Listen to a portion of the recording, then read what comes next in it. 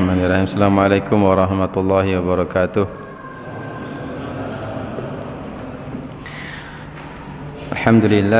Alhamdulillahi wa kafa wa salatu wassalamu ala habibina al-mustafa wa ala alihi wa sahbihi wa man bihadihi iktafa. Asyhadu an la ilaha illallah wahdahu la syarika lah wa asyhadu anna Muhammadan abduhu wa rasuluh. Qala ta'ala ya ayyuhalladzina amanu idza qila lakum tafassahu fil majalisi fafsahu yafsahillahu lakum wa idza qila anshuzu fanshuzu yarfa'illahu alladzina amanu minkum walladzina utul ilma darajat wallahu bima ta'maluna khabir. Wa qala sallallahu alaihi wa ala alihi wasallam talabul ilmi faridatun ala kulli muslim. Wa qala aidan man salaka tariqan yaltamisu fihi ilman sahhalallahu lahu bihi tariqan ilal jannah. Alhamdulillah ya fillah jemaah sekalian rahimani wa rahimakumullah. Pada malam Ahad seperti biasa kita lanjutkan kembali kajian kita. Malam hari ini kita masih menyambung pembahasan kita sebelumnya, yaitu tentang fikih Jumat. Sekarang kita masuk pada bagian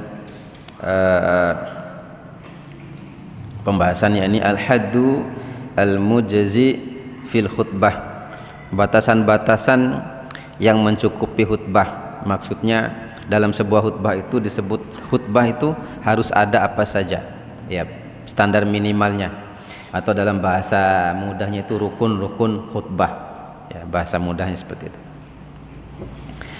Abu Malik Kamal bin Sayyid Salim di sini beliau menyebutkan ikhtalafat aqwalul ulama fil haddi al-mujzi'u fil khutbati.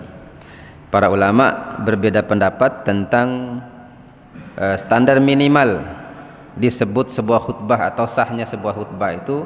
Para ulama berbeda pendapat. Wa tahqiqu ayyuqal, di antaranya bisa kita katakan beliau di sini menukil satu kitab. Kitab ini Raudhah An-Nadiyah, Raudatun Nadiyah. Tidak disulitkan, tidak ditulis siapa penulisnya di sini, tapi beliau menukil di situ perkataan ini. Pendapat ini beliau menukil dari kitab Raudah An-Nadiyah. Ya, ini dalam kitab itu disebutkan summa i'lam, ketahuilah bahwasanya annal khutbata al-masyru'ah, khutbah itu disyariatkan, wahia makana ya'tadur rasulu sallallahu alaihi wasallam min targhib wan nasu wat tahribu min targhibin nasi wa tahribuhum fahada fil haqiqah ruhul khutbah. Kata beliau di sini menukil dalam kitab ini bahwasanya ketahuilah bahwasanya Nabi sallallahu alaihi wasallam, ya, pada setiap khutbahnya itu selalu memberi semangat atau berita gembira kepada orang yang mendengarkan, makmum, para sahabat, dan juga memberikan peringatan dan ancaman kepada mereka. Jadi isinya khutbah itu.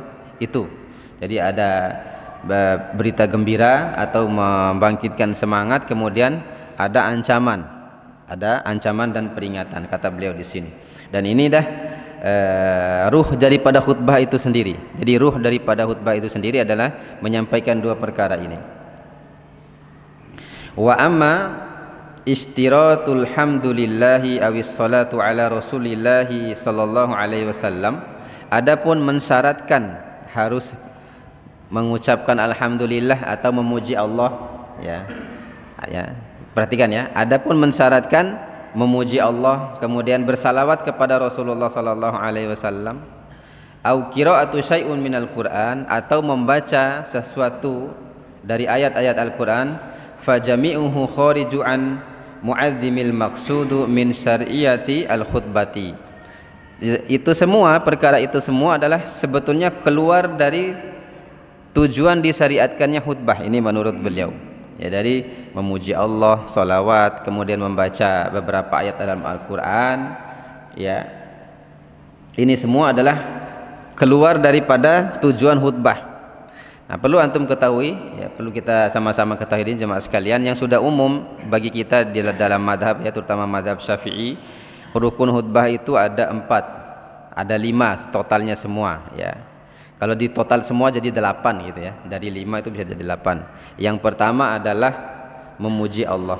Alhamdulillah. Jadi ini rukun dalam mazhab Syafi'i. Tanpa ini tidak sah khutbah itu. Yang kedua adalah solawat kepada Nabi sallallahu alaihi wasallam. Ini rukun kedua dalam mazhab Syafi'i.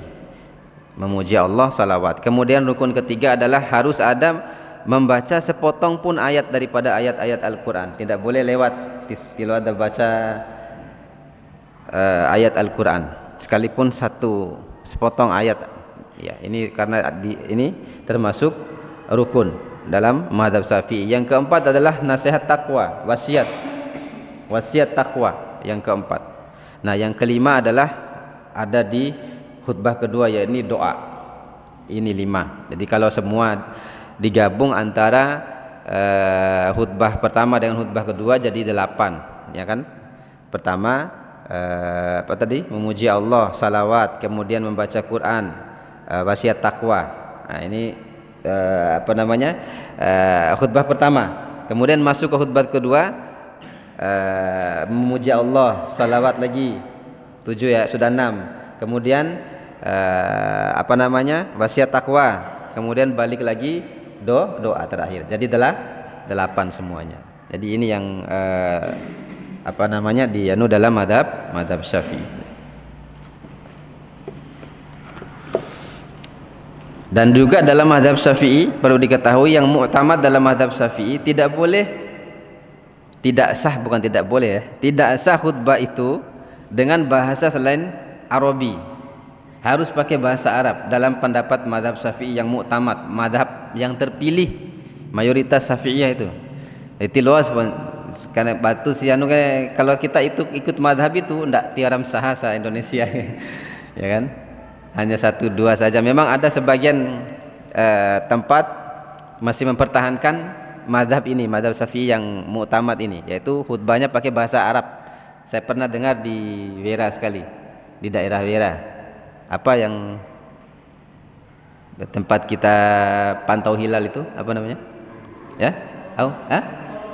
Tololai itu. Akan tanjakan pertama yang belokan deh. Di situ ada masjid kecil di situ. Entah apa namanya pasnya di situ. Pas di situ di sebelum masuk Tololai dan tempat kita di situ ada masjid kecil. Di situ harus bahasa Arab mereka. Ya. Pokoknya dulu kayak kedai orang makmum mereka bahasa Arab mereka ya. Ya. Karena dianggap sebagai syaratnya. Tidak boleh kalau tidak bahasa Arab, tidak sah, mu'tamad. Nah, tapi memang ada makanya ada muncul madhab pendapat lain dalam madhab Syafi'i adalah yang sebagian kecil boleh bigoril Arabi boleh. Nah, maka yang diikuti oleh madhab Syafi'i sekarang ini adalah pendapat yang sedikit itu sebetulnya. Kalau yang mu'tamad itu adalah harus dengan bahasa Arab. Berarti harus belajar bahasa Arab semua, baik yang ceramah maupun yang dengar. Kalau disyaratkan seperti itu. Jadi menurut beliau di sini, ya beliau menukil dari kitab ini Ar-Raudhah An-Nadiyah di sini adalah semua itu tidak perlu keluar dari ruh khutbah. Ya. Dan yang penting di sini adalah dalam khutbah itu adalah ada memberi peringatan dan ancaman juga berita gembira untuk manusia. Nah, kenapa demikian? Di sini dinukilkan kalimat selanjutnya adalah wa qad kana 'arafal 'arab al-mustamarru anna ahaduhum idza arada ay yakuma maqaman wa yaqulu maqalan syar'an bitsana'i 'ala Allahi wa 'ala Rasulillah sallallahu alaihi wasallam. Adapun memuji Allah dan bersalawat kepada Nabi itu bukan sesuatu kewajiban, melainkan itu memang kebiasaan orang Arab. Jadi orang Arab itu kalau mau ngomong, kalau mau bicara dengan orang-orang, apalagi mau mengumumkan, pasti yang pertama itu puji Allah, alhamdulillahirabbil alamin, wassalatu wassalamu ala Rasulillah. Sebelum menyampaikan sesuatu itu, bukan hanya satu khutbah gitu maksudnya. Jadi kalau mau ngomong orang Arab, menjadi kebiasaan mereka yaitu memuji Allah kemudian bersalawat. Bukan berarti dia karena menjadi kebiasaan itu menjadi rukun dalam khutbah menurut beliau sekali lagi. Tapi tetap saja kita ini kan hidup di tengah masyarakat ya. Apalagi semua mazhab Syafi'i dari dulu kita pahamnya seperti itu, jangan juga paksakan kita ya. Jangan paksa Sekali-sekali edisi salawat, edisi alhamdulillah umpama, tidak usah puji Allah, langsung saja wasiat takwa dan seterusnya ya. Sekali-sekali tidak usah doa umpama. Tidak boleh juga seperti itu ya. Yang terbaik adalah kita melaksanakan itu semua ya. Makanya di sini beliau mengatakan wa ma'asana hadza wa awwalan, dan yang seperti ini memang bagus dan lebih baik. Hanya saja menurut penulis ini bukan menjadi rukun. Andai ada khotib yang kurang salah satu tadi, maka tidak mengapa, maksudnya tidak, tetap sah khutbahnya dan dilanjutkan dengan sholat Jumat. Ini ya yang perlu kita pahami bersama. Tapi tetap ya, sekali lagi kita bukan mau memaksa kita untuk ini, tidak. Tetap kita ikuti yang paling umum dilakukan adalah seperti tadi. Kita ikuti saja itu, jadi memuji Allah, salawat dan seterusnya tadi yang dianggap rukun oleh mazhab Syafi'i. Ya, bahkan kalau sebagian yang fanatik betul-betul ya, itu diantara itu setelah memuji Allah itu harus salawat. Ya, setelah memuji Allah harus salawat. Saya pernah sekali khutbah di daerah pedalaman sana, di apa namanya itu lupa saya, daerah ke Sila belok kiri setelah jembatan itu Tente aku lah doh dari tangga doh dari kan aku bicara tengah belok kiri ke jembatan itu, dari jembatan Tente itu, jembatan Aka Pasar ya, kesananya lagi. Saya kan biasa innalhamdulillah nahmaduhu kan, nanti baru salawat terakhir. Di tengah khutbah itu teriak dia salawat. Padahal salawatnya kita kan, kalau kita pakai itu kan terakhir kan salawatnya, ndak berurutan setelah memuji Allah ya. Ini kalau yang fanatik tuh begitu, sampai begitu, harus setelah memuji Allah harus salawat langsung ya. Tapi sebetulnya tidak mesti, makanya tidak mesti seperti itu. Kemudian selanjutnya ikhwafillah jemaah sekalian rahimani wa rahimakumullah ya. Sudah paham kita ya, tadi disebutkan oleh beliau bahwasanya menurut mazhab Syafi'i memang semua itu adalah rukun di antara rukun-rukun khutbah yang harus ada, yang wajib ada. Kalau tidak ada salah satu maka tidak sah khutbah itu. Tapi di sini beliau menyebutkan tidak termasuk sebagai rukun. Kemudian ini selanjutnya ma yastahibu fil khutbah. Kemudian beliau melanjutkan perkara-perkara yang dianjurkan saat berkhutbah. Yang pertama kata beliau ibtida'uha bihamdillahi wassana'u alaihi wassalatu ala rasulihi wattasyahhud. Ini yang masuk ke tadi itu, pembahasan tadi dimasukkan ke perkara yang mustahab saja, bukan rukun ya. Ini yang pertama adalah ibtida'uha bihamdillah, memulai khutbah itu dengan memuji Allah ya. Ini perkara mustahab menurut beliau di sini. Wassana'u alaihi, memuji dan menyanjung Allah Subhanahu wa taala. Kemudian wassalatu ala rasulillahi sallallahu alaihi wasallam, kemudian bersalawat kepada Nabi sallallahu alaihi wasallam, wattasyahudi, kemudian bertasyahud. Tasyahud ini adalah syahadat asyhadu alla ilaha illallah wa asyhadu anna muhammadar rasulullah dan seterusnya. Di sini ada hadis dari Jabir, qala, dia mengatakan kanat khutbatun Nabi sallallahu alaihi wasallam yaumul jumu'ah. Kata Jabir bahwasanya Nabi kalau berkhutbah di hari Jumat yahmadullaha wa yatna alaihi, Nabi sallallahu alaihi wasallam memuji dan menyanjung Allah Subhanahu wa taala bima huwa ahluhu tsumma yaqul ya, kemudian mengucapkan man yahdihillahu fala mudhillalah wa may yudlil fala hadiyalah, kalimat yang biasa kita ucapkan itu ya. Wa khairul hadithi kitabullah. Kemudian beliau menyebutkan wa khairul hadithi kitabullah. Dalam hadis yang lain, hadis Abu Hamid As-Sa'idi, anna Rasulullah sallallahu alaihi wasallam qoma asyiyatan ba'da shalah. Nabi sallallahu alaihi wasallam pernah suatu ketika berdiri pada siang hari, pada sore hari setelah selesai salat, wa tasahhadu wa asna 'ala Allahi, kemudian bersyahadat asyhadu alla ilaha illallah asyhadu anna muhammadar rasulullah, kemudian memuji Allah Subhanahu wa taala bima huwa ahlu, tsumma qala amma ba'd, kemudian Nabi mengatakan amma ba'du. Ini padahal ini bukan khutbah ya, ini bukan khutbah. Makanya ini yang menguatkan pendapat tadi itu. Kalau orang Arab itu ngomongnya itu sebelum ngomong, sebelum menyampaikan sesuatu pasti memuji Allah kemudian salawat. Ini Nabi tidak berkhutbah Jumat, tapi Nabi hanya berbicara khutbah biasa. Jadi selain Jumat, jadi Nabi ketika selesai sholat asar di sini dikatakan beliau berdiri kemudian tadi memuji Allah, kemudian bersalawat, kemudian mengucapkan amma ba'd, baru beliau menyampaikan hajatnya ini dan itu dan seterusnya ya. Jadi ini yang menguatkan pendapat tadi. Dalam hadis yang lain dari Ibnu Mas'ud, qala dia mengatakan allamana Rasulullah sallallahu alaihi wasallam fi khutbatil hajah. Nabi mengajarkan kami cara menyampaikan khutbah hajah. Jadi Nabi itu mengajarkan para sahabat, termasuk di sini Ibnu Mas'ud.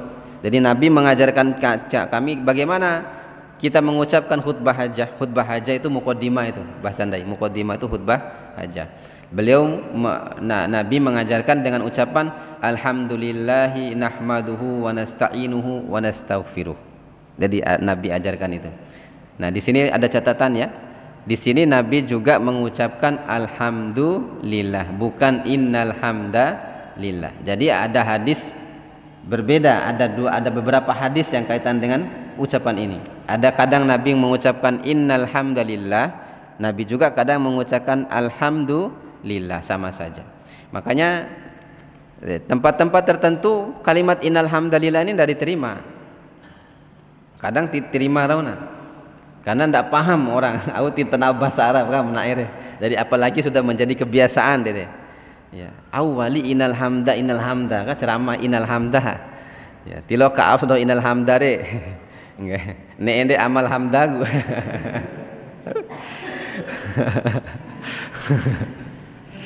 Padahal innal hamda, inna itu cuma penekanan kalimat saja. Inna itu artinya sesungguhnya. Hamda sesungguhnya segala puji. Jadi penekanan. Kalau kita mengucapkan alhamdulillah, segala puji bagi Allah. Jadi langsung memuji Allah. Tapi kalau ada kata innal hamda, berarti segala puji, sesungguhnya segala puji hanya bagi Allah. Penekanan sebetulnya. Tapi di sini ada pelajaran bagi kita. Kalau di tempat-tempat tertentu yang memungkinkan kita tidak diterima karena itu, maka ucapkan alhamdulillah saja, ganti saja alhamdulillah nahmaduhu wa nasta'inuhu, karena ada hadisnya, dan ini diajarkan oleh Nabi kepada Ibnu Mas'ud radhiyallahu taala anhu. Wa nastaghfiruh ya. Ana terjemahkan ya biar antum paham semua. Alhamdulillahi nahmaduhu, segala puji bagi Allah, kami memujinya. Wa nasta'inuhu, dan kami meminta pertolongan kepadanya. Wa nastaghfiruh, dan kami minta ampun kepadanya, beristighfar kepadanya. Wa na'udzu billahi min syururi anfusina, dan kami berlindung kepada Allah dari buruknya diri kami. Buruknya, karena ndai saya ya, kita semua yang berkhutbah, yang ceramah ini punya keburukan juga. Nah, makanya Nabi mengajarkan kita berlindung kepada Allah dari keburukan diri kita. Ya, kadang-kadang apa yang kita sampaikan ke orang lain juga kita langgar nanti. Nah, makanya Nabi mengajarkan kalau ceramah pakai ini. Ya, kami berlindung kepada Allah dari keburukan diri kami, wa sayyiati a'malina, dan dari keburukan amal perbuatan kami. Man yahdihillahu fala mudhillalah, barang siapa yang Allah beri petunjuk, maka tidak ada akan seorang pun yang mampu menyesatkannya. Ya. Wa man yudlil fala hadiyalah, dan barang siapa yang disesatkan oleh Allah, tidak akan seorang pun mampu memberinya petunjuk. Wa asyhadu an la ilaha illallah wahdahu la syarikalah, dan aku bersaksi sesungguhnya tidak ada ilah yang berhak diibadahi melainkan Allah Subhanahu wa taala, dan tidak ada sekutu baginya. Wa asyhadu anna Muhammadan abduhu wa rasuluh, dan aku bersaksi bahwasanya Muhammad adalah hamba dan rasulnya. Tsumma qara'a thalathu ayat, kemudian Nabi membaca 3 ayat tadi. 3 ayat yang ayat ini semua intinya juga mengajak kepada takwa. Itu ayat yang sedikit kita baca, tapi Anda baca ya biar enak kita tahu artinya juga. Ya ayyuhalladzina amanu taqullaha, wahai orang-orang beriman, bertakwalah kalian kepada Allah haqqa tuqatih, dengan sebenar-benarnya takwa, wala tamutunna illa wa antum muslimun, dan jangan kalian mati kecuali dalam keadaan muslim. Ali Imran 102 ayat, surat Ali Imran 102. Kemudian Nabi membaca ya ayuhan nas, wahai sekalian manusia, ittaqu rabbakum, bertakwalah kalian kepada Rabb kalian, alladzi khalaqakum, yang menciptakan kalian, min nafsi wahidah, dari jiwa yang satu, wa khalaqa minha zaujaha, dan diciptakan dari jiwa itu istrinya yaitu Nabi Adam alaihissalam. Wa batha minhuma rijalan katsiran wa nisaa, dan dikembangbiakkan daripada keduanya itu laki-laki dan perempuan yang banyak. Wattaqullaha alladzi tasaaluna bihi wal arham innallaha kana 'alaikum raqiba. Takutlah kalian kepada Allah Subhanahu wa taala yang atas namanya kalian meminta dengan itu, dan kalian berkasih sayang. Innallaha kana 'alaikum raqiba. Sesungguhnya Allah Subhanahu wa taala Maha mengawasi kalian. Raqib ini mengawasi. Surat An-Nisa ayat yang pertama. Kemudian ayat yang terakhir Nabi membaca ya ayyuhalladzina amanu taqullaha wa qulu qaulan sadida. Wahai orang-orang yang beriman, bertakwalah kepada Allah dan ucapkanlah kalimat yang benar, kalimat yang baik. Yuslih lakum a'malakum, dengan kalian bertakwa mengucapkan kalimat-kalimat yang baik, Allah akan memperbaiki amalan kalian. Wa yaghfir lakum dzunubakum, dan Allah akan mengampuni dosa kalian. Wa may yuti'illaha wa rasulah, barang siapa yang taat kepada Allah dan Rasulnya, faqad faza fawzan 'azima, maka dia telah mendapatkan kemenangan yang agung. Kemenangan yang agung, yang nyata. Ini surat Al-Ahzab 70 sampai 71. Kemudian Nabi sallallahu alaihi wasallam, ya ini yang diajarkan oleh Nabi sallallahu alaihi wasallam ini kalimat yang diajarkan oleh Nabi sallallahu alaihi wasallam. Kemudian Nabi ya dalam setelah itu mengucapkan amma ba'd fa inna khairul hadis di kitabullah, sesungguhnya kalimat yang paling baik adalah kitab Allah, wa khairul huda huda Muhammadin, dan petunjuk yang paling baik adalah petunjuknya Muhammad. Di sini ada kata al-hada dan ya al-hadiyu. Ya, boleh dibaca huda, boleh dibaca hadi. Hadi atau huda boleh, ya. Wa khairul huda wa khairul hadi boleh. Dua-duanya boleh dibaca seperti itu, ya. Wa khairul, kalau saya biasa pakai huda, ini lebih mudah, dan ini boleh bahasa Indonesia apa nih? Ya, seperti bahasa Indonesia, gampang diucapkan. Ya. Mana tadi? Wa khairul huda huda Muhammadin, dan petunjuk yang terbaik adalah petunjuknya Muhammad. Wasyarrul umuri muhdatsatuha, dan perkara yang paling buruk adalah perkara yang diada-adakan. Wa kullu muhdatsatin bid'ah, setiap yang diada-adakan adalah bid'ah. Wa kullu bid'atin dhalalah wa kullu dhalalatin finnar, ya, dan setiap yang bid'ah adalah sesat, dan setiap yang sesat adalah di neraka. Ya, kemudian di sini disebutkan wa qad sahha an Umar ibn Khattab wa Ibnu Mas'ud radhiyallahu taala anhu, telah sahih dari Umar bin Khattab dan Ibnu Mas'ud. Hadis tadi diriwayatkan oleh Ibnu Mas'ud, ya. Tadi hadis yang kita baca tentang muqaddimah ini Ibnu Mas'ud yang meriwayatkan. Maka di sini diberi keterangan telah sahih dari Umar bin Khattab dan Ibnu Mas'ud annahuma kana yastaftihani bihadza, bahwasanya keduanya kalau ngomong, kalau khutbah, ya, memulai pembicaraan itu dengan khutbah hajah ini, ya. Khutbatul Jum'ah wa ghairiha, baik dalam khutbah Jum'ah maupun selainnya. Khutbah nikah dalam Zadul Ma'ad disebutkan oleh Imam Ibnu Qayyim rahimahullah taala, kalau Nabi khutbah Jumat, khutbah nikah juga bukan yang lain yang dibaca ini, alhamdulillahirabbil alamin nahmaduhu, karena ini juga ada kalimat tadi, ada 3 ayat tadi. Ini ayat kaitan dengan pernikahan juga, bukan hanya takwa saja tapi pernikahan juga. Makanya Nabi kalau khutbah nikah juga ini yang dibaca untuk sebagai muqaddimahnya, bukan yang lain. Saya pernah sekali, masya Allah, luar biasa, ya. Memang kita tidak boleh remehkan orang lain. Bahkan ada orang tua di kampung saya pernah menikah. Jadi do siwe ke kampung ini, dari domone dari luar, entah dari pedalaman sana, ya. Kemudian dilamar, nikahnya di situ juga di kampung. Do siwe kan biasanya nikah kayak. Nah, yang ceramah itu orang dari Memonen, dari pihak Memonen. Saya duduk dengar. Dia muqaddimahnya ini, dan dia tidak mengucapkan sepatah kata pun bahasa Indonesia kecuali ini. Setelah itu baru beliau salam. Jadi muqaddimah ini sekaligus sebagai isi khutbahnya, isi khutbah. Innal hamdalillahi nahmaduhu wa nasta'in, sampai selesai. Dia hanya baca ini, baru kemudian selesai khutbah sudah. Masya Allah, ajib, saya bilang luar biasa ini orang. Ya, ini menunjukkan juga orang ini belajar ya. Orang ini pasti belajar.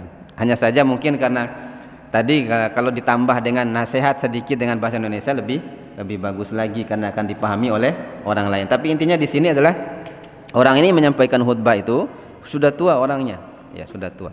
Beliau menyampaikan khutbah dengan khutbah hajah yang di sini yang kita baca tadi, yang diajarkan oleh Nabi sallallahu alaihi wasallam. Jadi ini sebagai apa yang sunnahnya banyak sunnah disampaikan tentang khutbah hajah ya, kalimat-kalimat yang seperti ini. Jadi sekali lagi di sini menggambarkan bahwasanya kebiasaan para orang Arab itu adalah ketika berbicara menyampaikan sesuatu di hadapan orang banyak terutama ya memuji Allah dulu baru bersalawat. Ini yang pertama ya, yang kaitan dengan perkara yang boleh dilakukan dalam khutbah. Yang kedua adalah tafkhimu amrul khutbati wa raf'us sauti, yaitu mengagungkan khutbah dan meninggikan suara ketika berkhutbah. Ya, meninggikan suara ketika berkhutbah. Hanya saja perlu dicatat di sini aijan kotoku seraas tempu seramba sampai cumbu kain sih. Ya. Jadi memang Nabi itu kalau khutbah toku ya, suaranya tinggi, tapi bukan berarti juga dari pertama dari salam sampai doa itu toku terus, enggak. Ya, jadi perlu juga kita mainkan irama, teknik dalam khutbah itu seperti itu. Wara ena wara londona, wara istirahat narina, wara teka sedekana. Itulah cara khutbah yang bagus itu. Jangan dari pertama sampai terakhir. Ya, sampai terakhir ya. Bahkan naweta do kadang orang tidak suka kalau begitu. Banyak yang tidak suka. Saya sering dicerita begitu sama makmum tuh. Cerita Ustaz akhirnya tempuk seramba sampai cumbu tokku terus eli. Tidak begitu juga. Maka kita pandai-pandai kita lah. Intinya adalah minimal tetap harus ada tinggi suara ketika khutbah tuh. Tapi tidak harus tinggi terus dari awal sampai akhir. Dari hadis Jabir radhiyallahu taala anhu ya, karena Rasulullah sallallahu alaihi wasallam bahwasanya Nabi sallallahu alaihi wasallam idza khataba ahmarat ainahu. Nabi kalau khutbah itu merah matanya. Wa ala sautuhu, tinggi suaranya, wastadda ghadabuhu, kelihatan marah kalau khutbah itu. Hatta ka'annahu mundzir jais, seperti Nabi itu sedang mengomandoi pasukan perang, itu pasukan perang itu. Ya. Jadi ya seolah-olah di hadapan Nabi ini makmum ini sahabat-sahabat itulah sebagai pasukan perang. Jadi Nabi kasih semangat, mata merah, muka merah, orang yang marah seperti itu ya. Orang yang marah. Kemudian yang ketiga taksirul khutbah wa tatwilus shalah, memendekkan khutbah dan memanjangkan salat. Ini yang banyak ditinggalkan ini. Jadi yang sunnah itu khutbahnya pendek, salatnya panjang. Nah ini khutbahnya 1 jam, sholatnya 2 menit. Nah, bosan orang kalau seperti ini. Dan tidak mendidik, tidak mengajarkan manusia kalau yang seperti ini. Justru akan merusak daripada kesunahan khutbah ini. Yang sunnah itu adalah pendek-pendek saja khutbah, maksimal 20 menit. Ini berdiri sampaikan materi 50 prinsip hidup yang seorang soleh. Yang pertama, sebut ayat hadis jelaskan. Yang kedua 50, masya Allah, sejam gorin deh 50 deh. Ya, aja sampai kalaupun 50 nanti khutbah yang berkento-kento wali lah. Tolong gini disampaikan. Ini 50 disampaikan semua, masya Allah. Ya, 3 aja tuh sudah kalau kita bagus penjabaran itu. Ya, wati wali cabang wali deh. Yang pertama, ya, A B C wali. Kedua, Ina saya Abu Ridho, tirwala ondai Abu Ridho. Sampai makmum di belakang itu asar semporo wali kayak makmum Allahu Akbar. Sama makmum teriak begitu asar semporo wali kayak pau bodondo khutbah. Allahu Akbar. Sampai enggak makmum asar semporo wali kawara bean kombini. Dende lalu khutbah itu ikhwah 20 menit bercaruh rek khutbah 20 menit. Ne esen cewis toi 1 menit 2 menit 21 22 maksimal itu. Jadi kita kan mukodimahnya saja tadi panjang 5 menit mukodimah itu. Ya, akhirnya baru khutbahnya saja apa? Khutbah hajah. Berarti mukodimah wali kan khutbah hajah innalhamdulillah nahmadu mukodimah wali wa uga uncang semoga sehat wal afiat. Itu sudah 10 menit itu. Diisi walina ada. Masya Allah, wajar ujah selusa makmum, tidak mendidik yang seperti itu. Ya, pendek aja khutbah itu.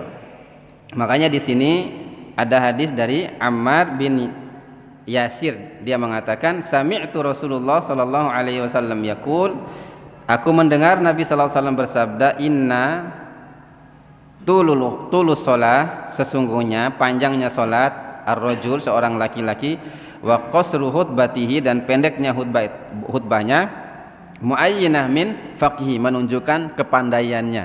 Jadi Nabi mengatakan sepandai-pandainya khotib itulah dia yang memendekkan khutbah dan memanjangkan salat. Kalau khotibnya seperti itu, khotibnya dia khutbahnya pendek, salatnya panjang, itu faqih kata Nabi. Nabi yang kata. Itu menunjukkan kepintaran seseorang. Kenapa Nabi memuji pintar? Karena Nabi memang begitu orangnya. Jadi istilahnya Nabi menyampaikan itu sesuatu yang sekalipun ringkas tapi jelas, mudah dipahami oleh orang yang mendengarkannya. Wa aqsaru hadhil khutbah, maka Nabi mengatakan pendekkanlah khutbah, fa inna minal bayan la sihra, karena dalam setiap bayan itu seperti sihir kata Nabi.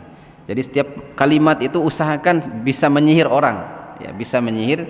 Maksudnya sekalipun pendek tapi orang bisa faham, bisa tahu gitu.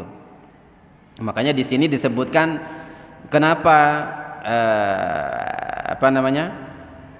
faidah daripada kenapa pentingnya khutbah ini pendek-pendek, biar orang ada beberapa. Yang pertama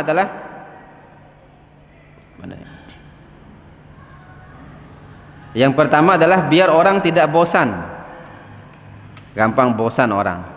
Apalagi kalau khutbah itu judulnya satu tapi pembahasannya banyak. Nah, itu kita yang khotib ini bisa melihat mimik orang juga sebetulnya. Tiap keadaan makmum ya bosan punya dodo. Oke, kalau kelihatan bosan sudah hentikan khutbahnya. Tidak usah dipaksa. Awali kendaki sampai jejak. Ya. Batuk-batuk sampai di asar sempurna wali itu kan. Ya, repot ya. Itu makmum baru nuntu, padahal kanta nuntu tapi nuntu karena terlalu panjang khutbah itu. Jangan sampai begitu. Jadi bosan. Biar tidak bosan orang-orang itu. Biar tidak bosan. Mana tadi anunya? Kemudian dalam riwayat yang lain Nabi mengatakan la yatilul mau'idhah, jangan kamu perpanjang mau'idhah. Jadi peringatan itu, memberi peringatan kepada orang itu jangan panjang-panjang. Yaumul Jum'ah, jadi khutbah mau'idhah itu jangan panjang-panjang. Wa inna mahanna kalimat yasiron. Karena kalimat yang paling bagus itu adalah pendek-pendek saja, singkat-singkat saja. Itu yang paling bagus itu seperti itu. Makanya kita juga ini kebanyakan kita takut jadi khotib itu au fikih uluh tema kah? Padahal enggak sulit khotib itu. Justru ya, kalau anak pribadi lebih bagus khutbah Jumat daripada ceramah. Karena ceramah itu butuh waktu 1 jam. Ceramah kah? Paling enggak itu 1 jam kalau ceramah itu. Jadi kita butuh pendalaman materi, butuh banyak ya literasi. Khutbah itu sempurna. Awali muqaddimahnya saja ini alhamdulillah nih boleh sekali 5 menit kuspodaina. Tinggal tambah stoibah, kita bicara sampaikan intinya baru sudah. Apalagi ada doa segala macam, maksimal 20 menit itu ya paling bagus. Ya kalaupun lebih sedikit ya. Jangan sampai bikin orang bosan tadi. Ini salah satu faedahnya kenapa Nabi perintahkan pendek-pendek, karena akan khawatir bosan, karena rutin setiap Jumat ya, setiap Jumat. Belum lagi orang punya kebutuhan yang lain, kebutuhan masing-masing. Masih 3 menit ya. Kita sampaikan beberapa lagi. Yang keempat, qiraatun ayatun minal Qur'ani fil khutbah, membaca beberapa ayat. Ini yang tadi ya, mazhab Syafi'i itu adalah rukunnya. Baca Quran ini, baca ayat ini rukun. Ya, tadi memang dalam hadis disebutkan Nabi selalu menyampaikan itu, Pak. Tapi ulama yang mengatakan ini bukan rukun karena perbuatan Nabi itu belum tentu sebagai satu kewajiban, ya. Belum tentu satu kewajiban. Tapi memang tanpa ada disampaikannya ayat, kering khutbah itu. Di suara ayat, di suara hadis, pokoknya sebuah kain dia mango khutbah deh, kering. Makanya harus ada yang mana ayat, ada hadis itu disampaikan biar tidak kering khutbah itu. Minimal masing-masing satu. Ayat satu, hadis satu. Ya. Sebagaimana ada Ustadz Kabir dulu, saya ini kalau khutbah itu satu ayat saja. Di atas mimbar itu ya, karena memang hafalnya satu ayat. Kemudian selanjutnya yang mustahab adalah yang kelima, nuzulu min alal minbari, turun dari atas mimbar li sujudi idza qara'a bi ayati sajadah. Kalau ada ayat sajadah, sunnah juga bagi khotib turun sujud dulu setelah membaca ayat sajadah itu, baru naik lagi. Ini sebagaimana perbuatan Nabi dan para sahabat seperti Umar bin Khattab radhiyallahu taala anhu dan sahabat yang lain, Utsman bin Affan juga begitu. Kemudian yang keenam yang yang dianjurkan adalah ad-du'a lil muslimina fil khutbah. Tadi ya, ini doa untuk seluruh kaum muslimin. Dalam mazhab Syafi'i doa untuk seluruh kaum muslimin adalah rukun ya, jangan sampai ditinggalkan. Tapi ini hanya sekedar anjuran saja menurut beliau, tapi tetap ya ando sebune tani doa-doa boleh nih, doa ya lalu sianon biar tidak masalah juga ribut satu masjid nanti kalau tidak doa nanti. Dan doa kepada untuk kaum muslimin. Di sini diriwayatkan dari Samurah anna Nabiya sallallahu alaihi wasallam, bahwasanya Nabi sallallahu alaihi wasallam kana yastaghfiru lil mu'minina fi kulli jum'ah. Ini. Dan Nabi sallallahu alaihi wasallam setiap Jumat itu kalau berdoa dia memohon ampun untuk seluruh kaum muslimin. Jadi sekali lagi ya, ini menurut mazhab Syafi'i inilah kenapa menjadi rukun itu. Tapi menurut sebagian mazhab bukan rukun. Jadi perbuatan Nabi itu tidak mesti menjadi wajib ya. Apalagi Nabi tidak pernah perintah, tapi tetap harus kita laksanakan ini biar tidak mengundang keributan dan seterusnya. Kemudian kaitannya dengan mengangkat kedua tangan. Ya, mengangkat kedua tangan ini memang ada hadis dari riwayat Imam Muslim bahwasanya diriwayatkan dari Bishr bin Marwan alan mimbar rafi'an yadaihi. Seorang bernama Bishr bin Marwan khutbah di atas mimbar, kalau doa angkat tangan. Allahumma firil muslimina wal muslimat ya, doa begitu dia. Kemudian kemudian dikatakan kepada dia ya, qabbahallahu hatainil yadaini, mudah-mudahan Allah mengutuk kedua tanganmu itu. Laqad ra'aitu Rasulullah sallallahu alaihi wasallam ya, bahwasanya aku telah melihat Nabi sallallahu alaihi wasallam, yaitu setiap khutbah Nabi itu ma yazidu ala ayyakula hakada wa asara bi isba'ihi al musabbihah, bahwasanya Nabi itu kalau doa itu hanya mengangkat tangan begini ya, kata Marwan ya, kata Marwan ini tidak boleh ya. Jadi di sini ulama menyimpulkan bukan haram tapi makruh saja, karena dalam hadis yang lain Nabi pernah mengangkat kedua tangan ya, sesuai dengan keumuman hadis. Maksudnya kalau doa Nabi itu mengangkat kedua tangan, Nabi juga perintah angkat tangan. Begitu juga Nabi ketika istisqa, ketika khutbah Jumat angkat kedua tangan. Jadi di sini ada perbedaan pendapat ulama. Tapi sekali lagi bila ditinggalkan tidak mengapa. Warasi memasalahkan kita ini sunnah saja, sunnah angkat tangan begini. Tidak boleh juga kita ingkari yang angkat kedua tangan, karena memang ini satu hadis. Ada hadis yang lain yang menurut ulama yang menjadikan perbuatan itu boleh, tapi kita sebaiknya tinggalkan nih doakan daki rombongan nih berdasarkan hadis ini. Jadi makruh, tapi ulama tidak mengharamkannya, dihukumi makruh saja. Kemudian yang terakhir adalah sudah azan ya. Yang terakhir adalah al-i'timadu ala asa au nahwiha fil khutbah. Ya, ini yang mungkin kita ingkari selama ini ya. Ternyata yang disunahkan juga itu adalah memegang tongkat ketika khutbah. Ya, di sini ada hadis Nabi sallallahu alaihi wasallam dari hadis Hakam bin Hazan bahwasanya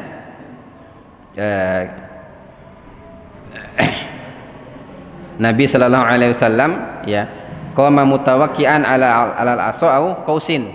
Nabi sallallahu alaihi wasallam itu kalau berkhutbah ya berdiri berkhutbah itu pegang tongkat atau pegang busur, bukan tombak tapi tongkat. Tongkat dan busur, iya, tongkat dan busur. Tongkat saja, tongkat dilampakai Nabi itu biasanya memang pakai tongkat. Apalagi mendekati umur sudah tua tuh lampakan di tongkat.